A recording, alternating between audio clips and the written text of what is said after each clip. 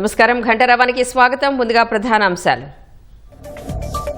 భారత్పైకి 300 నుంచి 400 డ్రోన్లు ప్రయోగించిన పాకిస్తాన్ సమర్థంగా కూల్చేశామన్న విదేశాంగ రక్షణ శాఖల అధికారులు.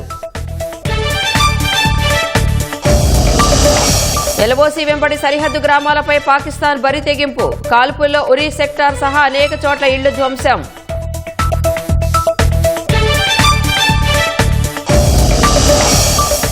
ఢిల్లీ, చండీగఢ్లో సైరన్లు, బ్లాకౌట్స్. పాకిస్తాన్ దాడుల ముప్పుతో అప్రమత్తత.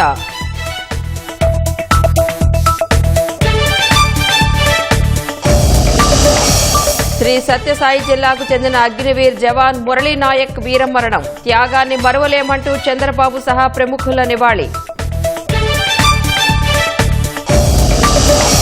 ప్రజాస్వామ్యంలో ఉగ్రవాదానికి చోటు లేదన్న సీఎం. దేశాన్ని రక్షించగల శక్తి మోదీకే ఉందని వెల్లడి.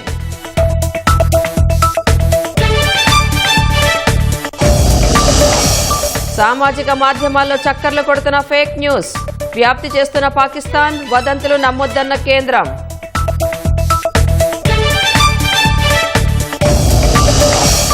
మద్యం కుంభకోణం కేసు నిందితులకు సిట్ నోటీసులు. ఆదివారం ఉదయం 10 గంటలకు విచారణకు రావాలని పిలుపు.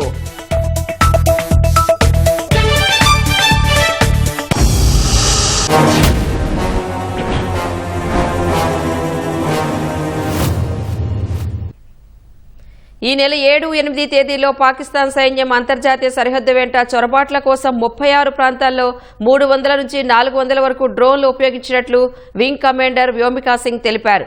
భారత సైన్యం అనేక డ్రోన్లను కూల్చినట్లు చెప్పారు.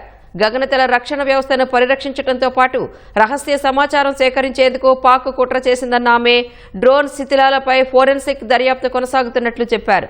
ప్రాథమిక సమాచారం ప్రకారం పాక్ ప్రయోగించిన డ్రోన్లు తుర్కియేలో తయారైనట్లు వ్యోమికా సింగ్ వెల్లడించారు.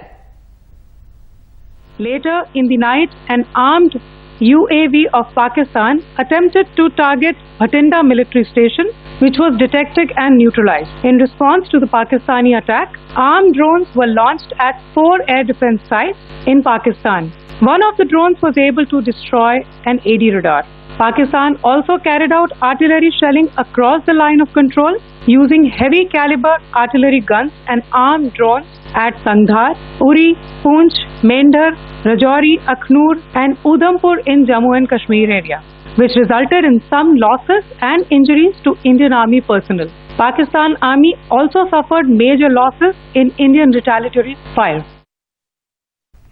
విమానాశ్రయాలు, నగరాలు లక్ష్యంగా పాకిస్తాన్ దాడులకు దిగుతోందని విదేశాంగ శాఖ కార్యదర్శి విక్రమ్ మిశ్రీ తెలిపారు. ప్రార్థనా మందిరాలే లక్ష్యంగా పాకిస్తాన్ దాడులు చేస్తోందని, పూంచ్లోని గురుద్వారాపై దాడి చేయడం దారుణమన్నారు.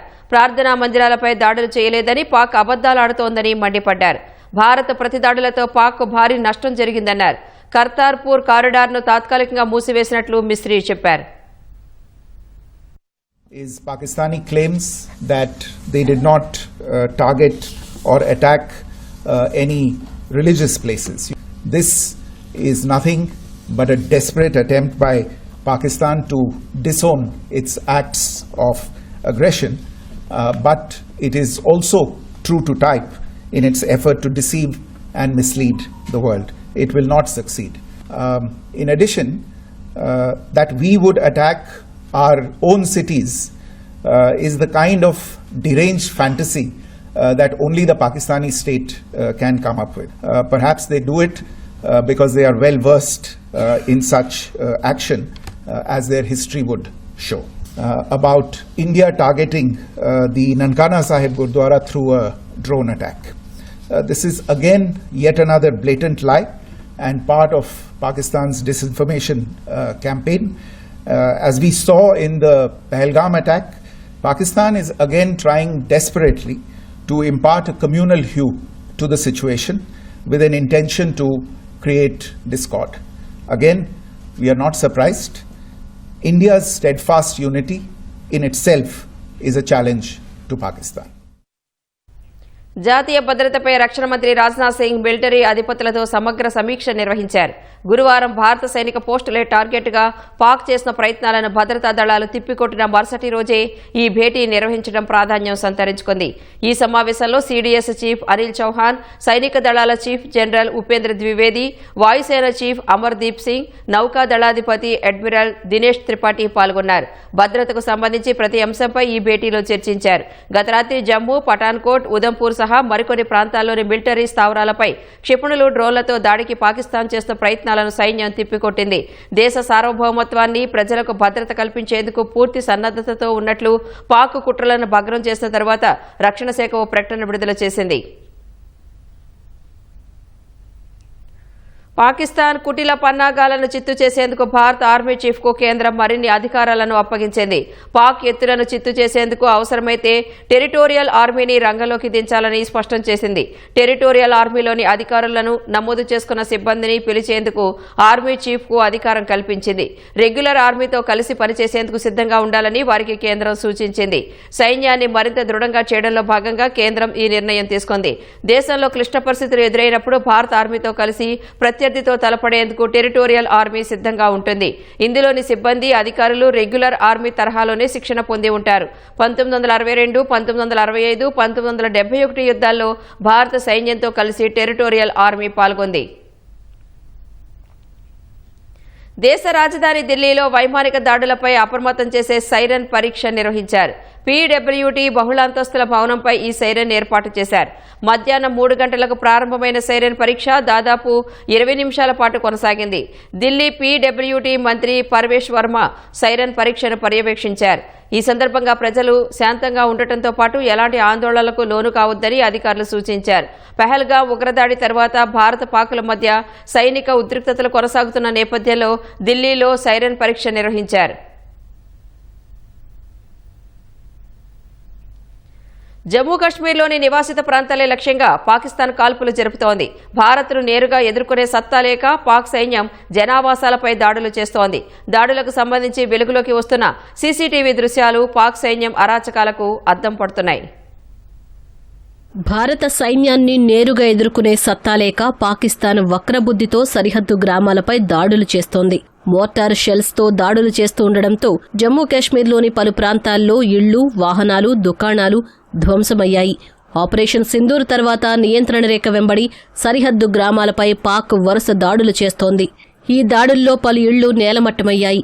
దాడుల ధాటికి పలుచోట్ల మంటలు చెలరేగాయి. బారాముల్లా జిల్లాలోని ఉరీ సెక్టార్లో నియంత్రణ రేఖ వెంబడి పాకిస్తాన్ జరిపిన కాల్పుల్లో ఓ మహిళ ప్రాణాలు కోల్పోయింది. ఆమె కుటుంబంలోని మరో 2 గాయపడ్డారు. పాక్ దాడుల నుంచి తప్పించుకునేందుకు సురక్షిత ప్రాంతానికి వెళుతుండగా వారి వాహనంపై దాడి జరిగినట్టు అధికారులు తెలిపారు. పాక్ దాడులను భారత సైన్యం సమర్థంగా తిప్పికొడుతోందని అధికారులు చెప్పారు. బోనియార్, కమల్కోట్, మొహరా, గింగిల్ సహా ఉరీలోని అనేక ప్రాంతాలను పాకిస్తాన్ లక్ష్యంగా చేసుకుందని అధికారులు వెల్లడించారు.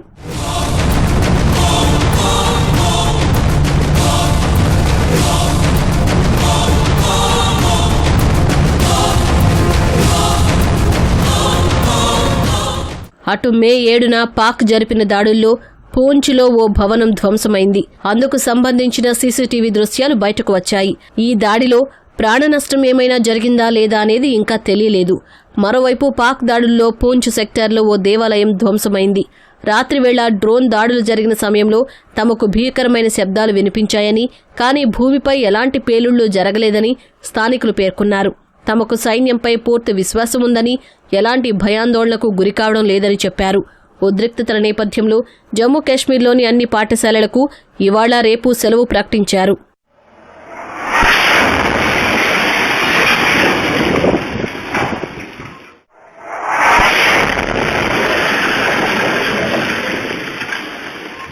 అటు పాకిస్తాన్ ఆక్రమిత కాశ్మీర్లో కూడా భారీగా నష్టం జరిగింది. పీఓకేలోని సరిహద్దు గ్రామాల్లో పలు ఇళ్లు కూలిపోగా అనేక వాహనాలు ధ్వంసమయ్యాయి. భారత పాకిస్తాన్ మధ్య యుద్ధ వాతావరణం నెలకొన్న వేళ సామాజిక మాధ్యమాల్లో ఫేక్ న్యూస్ ఎక్కువగా చక్కర్లు కొడుతోంది. పాక్ అనుకూల వ్యక్తులు నకిలీ వీడియోలు, చిత్రాలను భారత పౌరుల్లో ఆందోళన పెంచేందుకు సర్క్యులేట్ చేస్తున్నారు. గుజరాత్లోని హజీరా పోర్టుపై దాడి జరిగిందని, జమ్మూ ఎయిర్ బేస్లో బాంబులు పేలాయని ఇలా ప్రజల్లో భయం పెంచేందుకు యత్నిస్తున్నారు. ఇలాంటి అసత్య ప్రచారాలను నమ్మొద్దని భారత ప్రభుత్వం ప్రజలకు సూచించింది. ఇలాంటి ఫేక్ న్యూస్లను ఫ్యాక్ట్ చెక్ చేసింది. ఆపరేషన్ సింధూర్కు ప్రతిగా పాకిస్తాన్ సైన్యం రెచ్చగొట్టే చర్యలకు పాల్పడుతున్న వేళ సామాజిక మాధ్యమాల్లో ఎక్కువగా ఫేక్ న్యూస్ చక్కర్లు కొడుతోంది. భారత పౌరుల్లో ఆందోళన పెంచేందుకు సామాజిక మాధ్యమాల్లో నకిలీ వార్తల ప్రచార యుద్ధాన్ని పాకిస్తాన్ మొదలుపెట్టింది. గుజరాత్లోని పోర్టు సహా జలంధర్లో డ్రోన్, క్షిపణి దాడుల దృశ్యాలంటూ సోషల్ మీడియాలో పాక్ అనుకూల వ్యక్తులు వీడియోలు షేర్ చేస్తున్నారు. వీటిని భారత్ తిప్పికొట్టింది. పీఐబీ ఫ్యాక్ట్ చెక్ చేసి అవన్నీ అవాస్తవమేనని తేల్చింది. గుజరాత్లోని హజీరా పోర్టుపై దాడి జరిగిందంటూ సోషల్ మీడియాలో వైరల్ అవుతున్న వీడియో నిజం కాదని, అది 2021 నాటి ఓ ఆయిల్ ట్యాంకర్ పేలుడుకు సంబంధించిందని ఫ్యాక్ట్ చెక్లో తేలింది. భారత పోస్టుపై పాకిస్తాన్ ఆర్మీ దాడి చేసినట్లు ఓ వీడియో వైరల్ అవుతోందని, ఇది పూర్తిగా అవాస్తవమని తెలిపింది. అది కుట్రపూరితంగా క్రియేట్ చేసిన వీడియో అని పేర్కొంది. ఇండియన్ ఆర్మీలో 20 రాజ్ బెటాలియన్ పేరుతో ఎలాంటి యూనిట్ లేదని, ప్రజలను తప్పుదోవ పట్టించి వారిని భయాందోళనకు గురిచేసేందుకే కొందరు ఇలాంటి చర్యలకు పాల్పడుతున్నారని పీఐబీ వెల్లడించింది. ఇక అమృత్సర్లోని మిలిటరీ బేస్పై దాడి జరిగినట్లు ప్రచారంలో ఉన్న వీడియో 2024 నాటి దావాగ్నికి సంబంధించిన వీడియో అని తెలిపింది. భారత మిలిటరీ కాలనీపై పాక్ సైన్యం దాడి చేసిందని ప్రచారంలో ఉన్న వీడియో ఇండోనేషియాదని పీఐబీ స్పష్టం చేసింది. భారత గగనతల రక్షణ వ్యవస్థ S-400ను పాక్ క్షిపణి తాకిందని ప్రచారంలో ఉన్న చిత్రం 2023లో మాస్కో మిలిటరీ సైట్కు సంబంధించిందని పేర్కొంది. పాక్లోని నీలం జీలం హైడ్రో పవర్ ప్రాజెక్టుపై భారత్ దాడులు చేసిందన్న వార్తల్లో కూడా నిజం లేదని తెలిపింది. రాజౌరి, జమ్మూ, కశ్మీర్లోని ఆర్మీ బ్రిగేడ్పై ఆత్మాహుతి దాడి జరిగిందన్న వార్తలు అవాస్తవాలని స్పష్టం చేసింది. భారత ఎయిర్పోర్టుల్లో ప్రవేశాన్ని నిషేధించారనే వార్తలు ఫేక్ న్యూస్ అని తేల్చి చెప్పింది. జలంధర్పై డ్రోన్ దాడి జరిగినట్లు ప్రచారంలో ఉన్న వీడియో కూడా నిజం కాదని, అది ఫామ్ ఫైర్ అని స్పష్టం చేసింది. ఇక జమ్మూ ఎయిర్బేస్లో పేలుళ్లు సంభవించినట్లు సర్క్యులేట్ అవుతున్న చిత్రం 2021 ఆగస్టులో కాబూల్ ఎయిర్పోర్టుకు సంబంధించిందని పేర్కొంది. భారత డ్రోన్ను పాక్ సైన్యం అడ్డగిస్తే అది పాకిస్తాన్లోని గుజ్రన్వాలాలో కూలిపోయిందని పాకిస్తాన్కు చెందిన హ్యాండిల్స్ పాత చిత్రాన్ని షేర్ చేస్తున్నాయని పీఐబీ తెలిపింది. అది ఉక్రెయిన్ రష్యా యుద్ధానికి సంబంధించిన 2022 నాటి చిత్రమని స్పష్టం చేసింది. జమ్మూ కాశ్మీర్లోని బాటల్ సెక్టార్లో పాక్ సైన్యం చేసిన దాడిలో 12 మంది భారత సైనికులు మరణించారని, 2011 నాటి చిత్రాలను పాక్ హ్యాండిళ్లు సర్క్యులేట్ చేస్తున్నాయని తెలిపింది. సామాజిక మాధ్యమాల్లో చక్కర్లు కొడుతున్న ఇలాంటి అసత్య ప్రచారాలను నమ్మొద్దని పీఐబీ ప్రజలకు సూచించింది. దేశ రక్షణలో తెలుగు జవాన్ మురళీనాయక్ వీరమరణం పొందారు. సత్యసాయి జిల్లాకు చెందిన మురళీనాయక్ గత రాత్రి జమ్మూ కాశ్మీర్ వద్ద ఎదురుకాల్పుల్లో ప్రాణాలు కోల్పోయారు. అమర్ జవాన్ కు అధికార లాంఛనాలతో ప్రభుత్వం అంత్యక్రియలు నిర్వహించనుంది. మురళీనాయక్ కుటుంబానికి అండగా ఉంటామని సీఎం, డిప్యూటీ సీఎం భరోసా ఇచ్చారు. శ్రీ సత్యసాయి జిల్లా గోరంట్ల మండలం కల్లితాండాకు చెందిన జవాన్ మురళీనాయక్ 2022 అక్టోబర్లో అగ్నివీర్కు సెలెక్ట్ అయ్యారు. జమ్మూ కశ్మీర్ సరిహద్దుల్లో మురళీనాయక్ విధి నిర్వహణలో ఉండగా గురువారం రాత్రి ఎదురుకాల్పులు చోటు చేసుకున్నాయి. ఈ క్రమంలో 5 చొరబాటుదారులను మట్టుబెట్టిన మురళీనాయక్ కాల్పుల్లో తాను వీరమరణం పొందారు. ఒక్కగానొక్క బిడ్డ దూరమయ్యాడంటూ మురళీనాయక్ తల్లిదండ్రులు శ్రీరామ్ నాయక్, జ్యోతిబాయి కన్నీరు మున్నీరు అవుతున్నారు. దేశం కోసం పనిచేయాలని తమ బిడ్డ ఎంతగానో తాపత్రయపడేవాడని గుర్తు చేసుకున్నారు. అగ్నివీర్ పత్రిక మన డ్యూటీలో పోయిండే మహారాష్ట్ర నాసిక్ లో ట్రైనింగ్ 6 నెలలు చేసినాడు. ఆ తర్వాత నుంచి మళ్ళీ అస్సాంకి ఒక సంవత్సరం పెట్టిండ్రి. అస్సాం నుంచి మళ్ళీ ఇక్కడ జమ్మూ కాశ్మీర్ లో మార్చినారు. రాత్రి ఫైరింగ్ లో నా కొడుకు మరణించినాడు. బంధువులు, మేము, అమ్మ, నాయన నా కొడుకును ముఖం చూడాలని మేము చాలా మేము కోరుకుంటున్నాము. ఇద్దరం మంచి దోస్తులు. అక్టోబర్ 22, 2022 తారీఖు రోజు రిక్రూట్ అవడం జరిగింది నెల్లూరులో. అక్కడ మేమిద్దరం రన్నింగ్, మెడికల్ ఇద్దరు కంప్లీట్ అయిపోయాము. అక్కడ అయిపోయిన తర్వాత ఒక కోచింగ్ ఇన్స్టిట్యూట్ లో జాయిన్ అయ్యాము. అక్కడ యూనిఫామ్ కోసం నేను చాలా కష్టపడ్డాను. నాతో పాటు మురళి కూడా చాలా కష్టపడ్డాడు. అలా యూనిఫామే నాకు కావాలనేసి రాత్రి పోయి బాగా కష్టపడేవాడు ఆ యూనిఫామ్ కోసం. నేను సోల్జర్ కాలేకపోయాను. ఒకే ఒక సైన్ వల్ల అది రిజెక్ట్ అయిపోయింది. సూసైడ్ చేసుకోబోయాను. ఆ టైంలో నా కోసం నాకు ధైర్యం నింపి మళ్ళీ నేను కమ్బ్యాక్ ఇచ్చేటట్టు నాకు ధైర్యం నింపిండు. అలాంటి మంచి ఒక సైనికుడిని ఈ రోజు భారతదేశం కోల్పోయింది. మురళీనాయక్ కుటుంబ సభ్యులను మంత్రి సవిత పరామర్శించారు. అమర జవాన్ తల్లిదండ్రులకు 5 లక్షల రూపాయల చెక్కు అందజేశారు. ప్రభుత్వం అండగా ఉంటుందంటూ సీఎంతో మురళీనాయక్ కుటుంబ సభ్యులను ఫోన్లో మాట్లాడించారు. ధైర్యంగా ఉండాలంటూ చంద్రబాబు వారిని ఓదార్చారు. యువతలో స్ఫూర్తిని నింపేలా మురళీనాయక్ విగ్రహాన్ని ఏర్పాటు చేస్తామని సవిత చెప్పారు.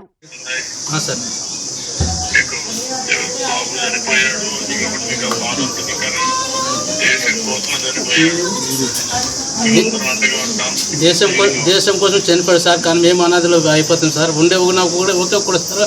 2 ముగ్గురు బాధపడిన సార్. ఏం చేయాలి? ఈ స్వాతంత్రం కోసం ఎంతో మంది పోరాట త్యాగం చేసినందుకు ఈరోజు మన స్వాతంత్రం వచ్చింది. ఈరోజు మన మురళీ నాయక్ కూడా ధర్మం కోసం, దేశం కోసం ప్రాణాలు వదిలిన వీర సైనికుడనే చెప్పాలి. ఎందుకంటే అతి చిన్న వయసులోనే నేను ఒక్క రోజైనా సైనికునిగా ఉండి మరణించేదే తప్ప ఆర్మీకి పోకుండా ఉండనని తల్లిదండ్రులతో, గ్రామస్తులతో, అంటే అతనిలో ఉన్న దేశం మీద ఉన్న భక్తి ఏంటో ఆయన మరొకసారి కూడా చూపించారు. నా కొడుకు ఈ దేశం కోసం ప్రాణాలు ఇచ్చామన్న ధైర్యంగా కూడా ఉంటున్నారు. అదే విధంగా ఆ తల్లిదండ్రులకు కూడా నిజంగా మనమందరం రుణపడి ఉండాలని కూడా తెలియజేస్తున్నాం. ముఖ్యమంత్రి గారు కూడా మాట్లాడి వాళ్ళ తల్లిదండ్రులు పరామర్శించి వాళ్ళకి వెళ్ళలేలా ఈ కుటుంబానికి ఎప్పుడు అండగా ఉంటామని కూడా తెలియజేస్తూ, అంతేకాకుండా ఇది అందరూ స్ఫూర్తిగా తీసుకోవాలి. ఒక 5 లక్షల రూపాయలు చెక్కు కూడా అందజేశాను. ఖచ్చితంగా ఎల్లవేళలా ఆ కుటుంబానికి అండగా ఉంటామని కూడా తెలియజేస్తూ, మురళీనాయక్ వీరమరణాన్ని జాతి మరిచిపోదని ఉప ముఖ్యమంత్రి పవన్ కళ్యాణ్ అన్నారు. అతని కుటుంబ సభ్యులకు సానుభూతి తెలిపారు. మురళీనాయక్ యుద్ధ భూమిలో చనిపోవడం తీవ్ర ఆవేదనకు గురిచేసిందన్న లోకేష్ అతని ధైర్య సాహసాలు రాష్ట్రానికే గర్వకారణమని కొనియాడారు. పహల్గాం ఉగ్రదాడికి భారత్ ప్రతీకారం తీర్చుకున్నా పాక్ బుద్ధి రాలేదని సీఎం చంద్రబాబు మండిపడ్డారు. ఇప్పటికైనా తన తప్పు తెలుసుకోకుండా ఎదురుదాడులకు దిగుతోందని ఆయన ఆగ్రహం వ్యక్తం చేశారు. దాయాది దేశం దొంగదాడుల్లో రాష్ట్రానికి చెందిన సైనికుడు మురళీ నాయక్ వీరమరణం పొందారని చంద్రబాబు విచారం వ్యక్తం చేశారు. కర్నూలు విమానాశ్రయంలో అమర్ జవాన్ మురళీ చిత్రపటానికి నివాళులర్పించారు. ఎప్పుడూ మన దేశం టెర్రరిజానికి వ్యతిరేకం. ప్రజాస్వామ్యంలో టెర్రరిస్టులకు ఎక్కడా అవకాశమే లేదు. అతి దారుణంగా, అతి కిరాతకంగా ఆడబిడ్డల ముందర, పిల్లల ముందర మగవాళ్ళని ఇష్టానుసారంగా చంపేశారు. అది చూసినప్పుడు చాలా బాధేస్తుంది. తీవ్రవాదానికి ప్రపంచంలో చోటు లేదని చెప్పి దీనిపైన చర్య తీసుకోవాలని సింధూర్ అనే కార్యక్రమం పెట్టి టెర్రరిస్టులను హతం చేసిన దేశం, హతం చేసిన ప్రభుత్వం కేంద్రంలో ఉండే ఎన్డీఏ ప్రభుత్వం అని చెప్పి కూడా నేను మీకు తెలియజేస్తున్నాను. ఈ దేశాన్ని రక్షించే శక్తి ప్రధానమంత్రికి ఉంది. ఎవ్వరూ ఏమీ చెయ్యలేరని మేము ఆ రోజు చెప్పాం. అది చేసి చూపిస్తారని మరొక్కసారి మీ అందరికీ విజ్ఞప్తి చేస్తున్నా. పాకిస్తాన్ జరిపిన కాల్పుల్లో మన ఉమ్మడి జిల్లాకు సంబంధించిన వ్యక్తి నిన్న చనిపోయారు. గోరంట్ల మండలం కల్లి తండాకు చెందినటువంటి మురళీ నాయక్ వీర మరణం, దేశం కోసం చనిపోయారు. బాధేస్తుంది. వాళ్ళ తల్లిదండ్రులతో నేను మాట్లాడాను. వారికి నా ప్రగాఢ సానుభూతి తెలియజేస్తున్నా. ఈ రాష్ట్రం, ప్రభుత్వం, సమాజం మీకు అండగా ఉంటామని ఈ సభా సమావేశంలో హామీ ఇస్తున్నానని చెప్పి కూడా నేను మీకు తెలియజేసుకుంటున్నాను. తెలంగాణ ఛత్తీస్గఢ్ సరిహద్దులోని కర్రెగుట్ట ఎన్కౌంటర్లో అమరుడైన గ్రేహౌండ్స్ కానిస్టేబుల్ పవన్ కళ్యాణ్కు ప్రభుత్వ లాంఛనాలతో అంతిమ వీడ్కోలు పలికారు. ప్రకాశం జిల్లా పెద్దచెర్లోపల్లి మండలం కొత్త ముద్దపాడులో పవన్ భౌతిక కాయానికి ఎమ్మెల్యే ఉగ్ర నరసింహారెడ్డి పోలీసులు నివాళులర్పించారు. కర్రెగుట్ట అడవుల్లో మావోయిస్టులు జరిపిన కాల్పుల్లో గ్రేహౌండ్స్ కానిస్టేబుల్ పవన్ కళ్యాణ్తో పాటు వడ్ల శ్రీధర్, సందీప్ అక్కడికక్కడే వీరమరణం పొందారు. పవన్ కళ్యాణ్ భౌతిక కాయాన్ని కొత్త ముద్దపాడు తీసుకొచ్చి అంత్యక్రియలు నిర్వహించారు. పవన్ కళ్యాణ్ కుటుంబానికి ఎమ్మెల్యే ఉగ్ర నరసింహారెడ్డి ధైర్యం చెప్పారు. అండగా ఉంటామని హామీ ఇచ్చారు. మద్యం కుంభకోణం కేసులో సిట్ అధికారులు దూకుడు పెంచారు. ఈ కేసులో నిందితులు కృష్ణమోహన్ రెడ్డి, బాలాజీ గోవిందప్ప, ధనుంజయ రెడ్డి, రోహిత్ రెడ్డికి సిట్ అధికారులు వరుసపెట్టి నోటీసులు అందజేశారు. హైదరాబాద్లో ఉన్న నిందితుల ఇళ్లకు వెళ్లి సిట్ అధికారులు నోటీసులు అందజేశారు. ఈ నెల 11న ఉదయం 11 గంటలకు విజయవాడలోని సిట్ కార్యాలయంలో విచారణకు హాజరు కావాలని నోటీసులో పేర్కొన్నారు. హైదరాబాద్ ఉప్పర్పల్లిలోని సన్ రైజ్ వ్యాలీ విల్లాలో ఉన్న కృష్ణమోహన్ రెడ్డి ఇంటికి వెళ్లి నోటీసులు అందించారు. మద్యం కుంభకోణం కేసులో ముందస్తు బెయిల్ ఇవ్వాలని నిందితులు వేసిన పిటిషన్ను సుప్రీంకోర్టు తిరస్కరించిన నేపథ్యంలో సిట్ అధికారులు తదుపరి కార్యాచరణను వేగవంతం చేశారు.